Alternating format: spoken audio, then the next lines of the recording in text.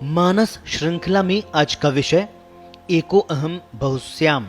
सृष्टि में सबसे पहले जब कुछ भी नहीं था, तब जो भी तत्व था उसी को ब्रह्म कहा गया। वही सारी सृष्टि का आधार बना।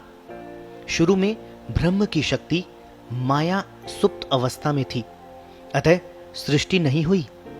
जैसे ही शक्ति का जागरण हुआ, ब्रह्म के मन में कामना हुई, एको अहम बहुश्याम, मैं एक हूं, मुझे अनेक बनना है।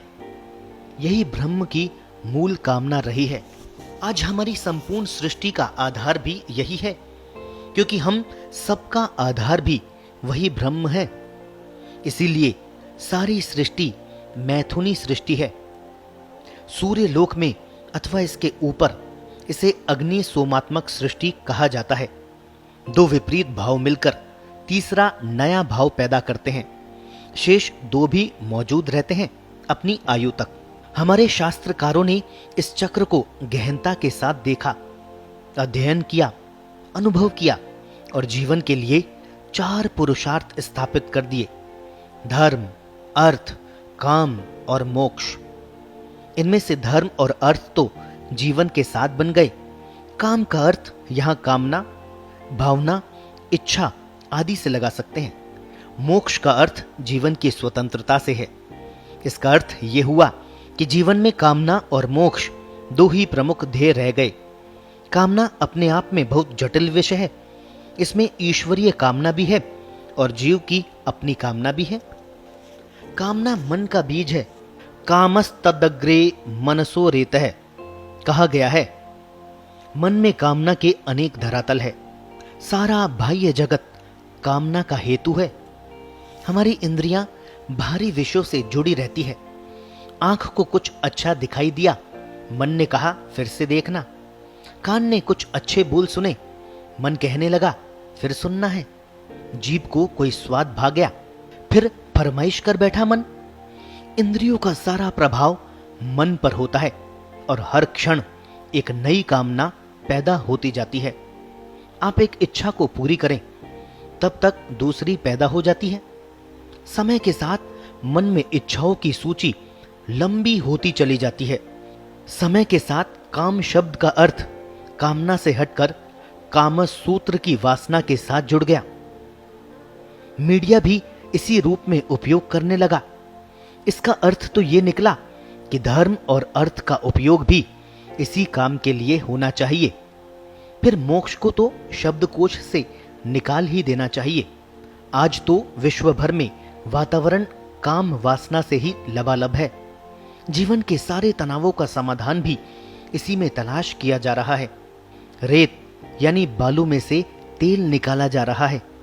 वैसे एक बात है कि यदि काम को वासना रूप मानकर भी एको अहम बहुश्याम पर सोचे, तो 50 की उम्र के बाद तो ये सारा सिलसिला कुदरत ही बंद कर देती है। उसके बाद तो काम को वानप्रस्थ और संन्यास से जुड़ जाना चाहिए। इसके अभाव में हम एक मर्यादा विहीन समाज का निर्माण करते जा रहे हैं। आत्मचिंतन हमारा विषय ही नहीं रहा। हम बाहर ही बाहर जीने को आतुर है। बाहर का एक अर्थ है जो मेरा नहीं है, उधार का है। वह मेरे काम आएगा कैसे? मेरा तो वह है जो मेरे भीतर है। उसका आकलन करना पड़ेगा। भीतर क्या है, कैसे उसका विस्तार हो, क्या उपयोग हो सकता है, किसी अन्य के काम भी आ सकता है क्या, आदि प्रश्न सामने आते जाएंगे। उत्तर ढूंढते ढूंढते भीतर ही रमने लग जाएंगे। आत्मा पुरुष है और प्रकृति इसे चलाती है। मन पर प्रकृति के आवरण रहते हैं। प्रकृति के तीनों गुणों सत, रज, तम इसे बराबर प्रभावित करते रहते हैं। इसके अनुसार ही मन का अवग्रह, इहा, अवगम कार्य करता है। मन किसी विषय को स्वीकार करता है अथवा नकारता है।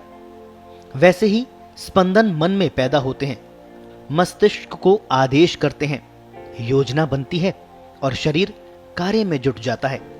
इच्छा पूर्ति के प्रयास होने लगते हैं। मन का एक धरातल है राग, अनुराग अथवा प्रेम का। राग, द्वेष, लोभ, मोह, ईर्ष्या आदि का स्वरूप इच्छा पूर्ति के साथ जुड़ता जाता है। इनमें मोह का बहुत शक्तिशाली प्रभाव है, व्यक्ति को जकड़ लेता है। मोह ही माया का मूल स्वरूप है। मोहन ही आसक्ति बढ़ाने वाला है। मन विषयों के साथ चिपकता जाता है। मन पर नित नए आवरण पड़ते जाते हैं। इच्छाओं का नया जाल बन जाता है। स्मृति और कल्पनाओं की एक नई सृष्टि बनकर तैयार होने लगती है। जब तक इच्छा पूर्ति होती रहती है, मन में प्रसन्नता का भाव बना रहता है। जब कहीं अड़चन पैदा होती जान पड़ती है, मन को सहन नहीं होती। अहंकार क्रोध के रूप में प्रकट होता प्रतीत होता है। क्रोध का अर्थ है खींच निकालना। जब व्यक्ति स्वयं को कहीं पर अथवा किसी काम में असमर्थ पाता है, तब उसे ढकने का प्रयास करता है, साहसी दिखाई देना चाहता है, भीतर से आहत रहता है। हर नकारात्मक प्रतिक्रिया के पीछे कोई ना कोई भय रहता है। इसी भय को दबाने की प्रक्रिया में व्यक्ति प्रतिक्रियाओं के दौर से गुजरता है। भय को समझना ही स्वयं को समझना है। जैसे ही भय समझ में आया, अर्थात अपनी किसी कमजोरी का पता लगा, कि उसे दूर करना सरल हो गया। जीवन के सारे नशे, सारी आदतों के पीछे कोई ना कोई भय ही है। व्यक्ति के मन में जब प्रतिक्रिया तेज होने लगे, तो उसे रोककर भीतर जाना पड़ेगा। कहां से उठ रही है प्रतिक्रिया, व्यक्ति वहीं पहुंच जाएगा।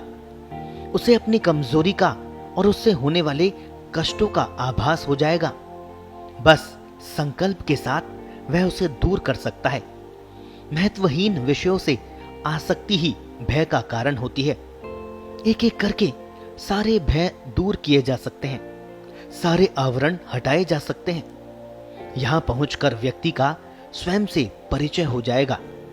इसी का नाम स्वतंत्रता है, मोक्ष है। सारे बंधन छूट गए। जिस धर्म और अर्थ का सहारा लेकर चले थे, वे भी किसी काम के नहीं रहे, क्योंकि मन में कामना ही नहीं रही। कामना विहीन शरीर को ही शव कहते हैं। सारा चिंतन विषयों की नश्वरता पर टिका रहना चाहिए, शाश्वतता पर टिका रहना चाहिए। जो नश्वर है, उसके पीछे पड़ने की क्या आवश्यकता है? एक से मन ऊब जाए तो दूसरे की तलाश क्यों? उसमें क्या नया मिलने वाला है? ऊबने को ही सीढ़ी बना लिया जाए।